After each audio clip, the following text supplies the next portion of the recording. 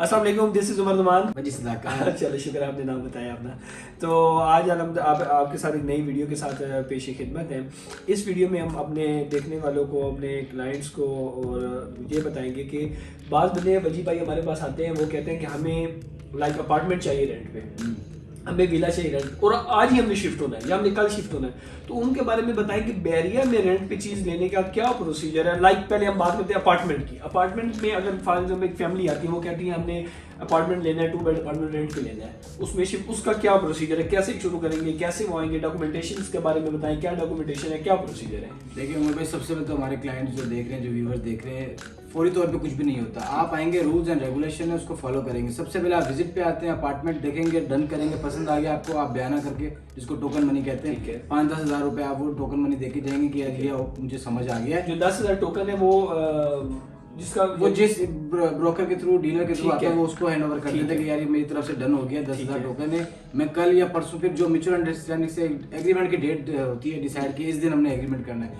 वो उस दिन आएंगे, अपने एग्रीमेंट करेंगे। एग्रीमेंट के बाद प्रॉपर डॉक्यूमेंटेशन होगी उसकी, फैसिलिटेशन सेंटर से अपार्टमेंट, वो डॉक्यूमेंटेशन पूरी करेंगे। उसके बाद उनका इंटरव्यू होगा, इंटरव्यू के बाद ब्रीफिंग होगी। ब्रीफिंग के बाद इंटरव्यू में वो क्या पूछते हैं, लाइक वो इंटरव्यू में या सब पूरी फैमिली का आना जरूरी है? देखें, पहली फर्स्ट टाइम जो है ना सारी फैमिली का आना है, क्योंकि बायोमेट्रिक होती है उनकी, पिक्चर्स होती है उनकी, और दूसरा उनको ब्रीफ देते हैं कि बैरिया के रूल्स रेगुलेशन क्या है, बैरिया में किस तरीके से आप रह सकते हैं, प्रॉपर जो प्रोटोकॉल्स होते हैं उनको फॉलो करना पड़ता है।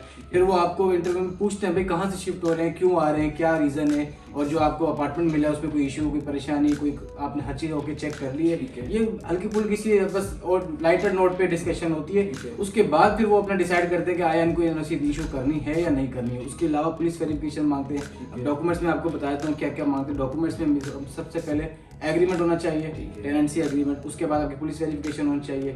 उसके बाद सारे जितने भी आपके फैमिली मेंबर्स उनका एनआईसी होना चाहिए। अगर बच्चे छोटे हैं उनका ओरिजिनल बेफाम होना चाहिए आपके पास। थर्ड, इसके बाद अगर कोई फैमिली है तो निकाहनामा भी होना चाहिए उनका। तो ये पूरी जो डॉक्यूमेंट है ये आपको ओरिजिनल स्कैन करके लानी पड़ेगी आपको एग्रीमेंट करने, और उसी टाइम आप आएंगे फैसिलिटेशन सेंटर। सुबह में फाइल सबमिट करवाएंगे, वो फाइल चेक करेंगे, इंटरव्यू लेंगे, ब्रीफिंग देंगे, देन आपको 2 से 3 दिन वर्किंग डेज में आपको एनओसी इशू हो जाएगी। तो इस तकरीबन सारे प्रोसीजर में वजी भाई कितना टाइम लग जाता है? यार अपार्टमेंट की बात करूँ भाई, कम से कम भी 2 से 3 दिन लगते हैं वर्किंग डेज।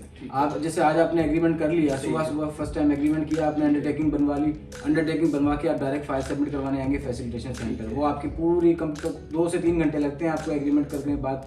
वो आपका इंटरव्यू लेने के बाद आपको रुखसत कर देंगे कि बस 2 से 3 दिन बाद आपको कॉल आएगी, एनओसी के लिए आप आ जाइएगा। तो 2 से 3 दिन बाद जब वो आएंगे एनओसी के लिए, साथ सामान लेते हैं। तो अच्छा वजी भाई, ये हो गया सिलसिला इसका। बाकी ये बताइए इसका जो रेंट का डिपॉजिट का क्या सीन होता है? ये 2+2 क्या है, ये 2+3 क्या है? ये भी हमारे क्लाइंट पूछते हैं आपसे कि 2+2 क्या है, 2+3 क्या है। मोस्टली जो कराची हैदराबाद की बात की तो वहाँ पे सिक्योरिटी डिपॉजिट नहीं होता, वहाँ सिर्फ एडवांस होता है। एडवांस लेते हैं कोई 6 महीने का, कोई साल का, किसी ने लाख रुपए दे दिया और कुछ भी। यहाँ पे बैरिया में एक प्रोटोकॉल होता है, ये भी कोई वो पत्थर पे लकीर नहीं है, लेकिन प्रोटोकॉल एक बनाए हुए मार्केट प्रैक्टिस है कि 3+3 स्टैंडर्ड होता है। 3+3 का मतलब है 3 महीने की सिक्योरिटी डिपॉजिट, मतलब 3 महीने का रेंट उसका जो सिक्योरिटी के तौर पे रखा जाएगा। जैसे 25,000 रेंट है तो 75,000 वो डिपॉजिट कराएगा सिक्योरिटी के लिए। ठीक है। फिर 3 महीने का जो होगा रेंट एडवांस, वो जो रेंट एडवांस देगा मंथली उसमें से डिडक्ट होगा। जनवरी से वो ज्वाइन कर रहा है, जनवरी, फरवरी, मार्च वो रेंट नहीं देगा। अप्रैल से वो रेंट स्टार्ट करेगा। और वो जब लाइक वो विला अपार्टमेंट छोड़ना चाहते हैं तो कितने दिन पहले नोटिस देना पड़ेगा कि आप? 1 महीने का नोटिस टाइम होता है। नोटिस टाइम देंगे, उसके दौरान अपनी सारी आप क्लियरेंस करवाएंगे, अपने बिल जो भी हैं आपके मेंटेनेंस के, इलेक्ट्रिसिटी के, पानी के, सब क्लियर करवाएंगे। उसके बाद जो आपका डिपॉजिट है वो आपको वापस मिल जाएगा, वो आपका जितना दिया आपको। अगर तो कोई मेजर एक्सीडेंट, कोई काम नहीं हुआ घर के अंदर कि आपने कोई बहुत ज्यादा कोई रफ यूज किया हुआ, हल्का फुल्का जाहिर सी बात है यूज होती है चीज टाइम, तो फिर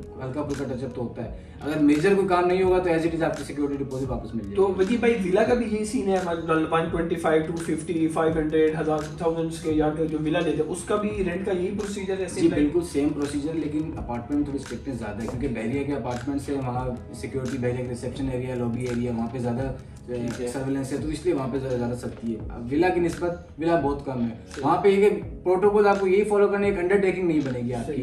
अपार्टमेंट में अंडरटेकिंग बनती है, विला के अंदर आपकी अंडरटेकिंग नहीं बनेगी। अंडरटेकिंग क्या होता है? अंडरटेकिंग हलफनामा कहते हैं। हलफनामा कि भाई मैं ये बैरिया के रूल्स रेगुलेशन है, इनको फॉलो करने का पाबंद हूँ, मेरा कोई फायर आर्म्स नहीं है, कोई हथियार नहीं है, कोई ऐसी चीज़ें नहीं है, ये अंडरटेकिंग होती है। तो इसमें जो विला रेंट पे लेने के लिए आते हैं और जो अपने नाजरीन को बताएं जो अपार्टमेंट लेने के लिए आते हैं, हमने ये भी सुना है कि जो बंदा यहाँ पे शिफ्ट होने के लिए आता है पहले उससे उसका बिजनेस पूछते हैं, इसकी क्या वजह है कि वो क्या काम करता है? यार देखिए अमर भाई, आप भी अपनी चीज़ अगर किसी को हैंड ओवर करेंगे तो आप ये तो देखेंगे ना कि अगला बंदा वेल सेटल है या नहीं, मेरा रेंट टाइम पे दे सकता है या नहीं। आप एक 50,000 की एक बंदे को प्रॉपर्टी अपनी दे रहे हैं रेंट पे, उसकी जेब में 20,000 वाली उसकी औकात नहीं है। सही है। एक बात कर रहा हूँ कि अगर आप किसी को गाड़ी भी देते हैं, किसी को इंश्योरेंस भी करवाते हैं, क्योंकि देते हैं, तो आप अगले का बैकग्राउंड चेक करते हैं कि यार इसकी इंस्टॉलमेंट पे कोई चीज देते हैं, हम देखते हैं क्या वर्क है इस बंदे के पे कर सकता है मुझे। तो ये वो है कि वो फर्ज नहीं है कि आपने लाजमी बताना है, ये ओनर साइड ओनर पूछता है कि भाई वो करते क्या है, फैमिली मेंबर्स क्या है। मोस्टली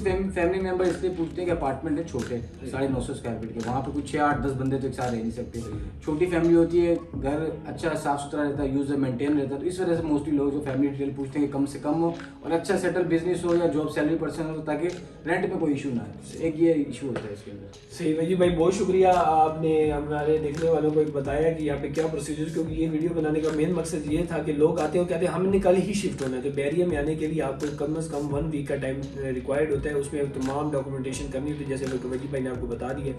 अगर आप यहाँ पे विला रेंट पे लेना चाहते हैं, अपार्टमेंट पे शिफ्ट होना चाहते हैं रेंट पे, तो आज हमारे दिए गए नंबर्स पे हमसे रब्ता करें। उसके अलावा हमारा चैनल एक्सप्लोर विद UW को लाइक करें, सब्सक्राइब करें और इसको शेयर करें और हमारे बेल आइकन को बजाना मत भूलिए। Thank you so much, thanks for watching.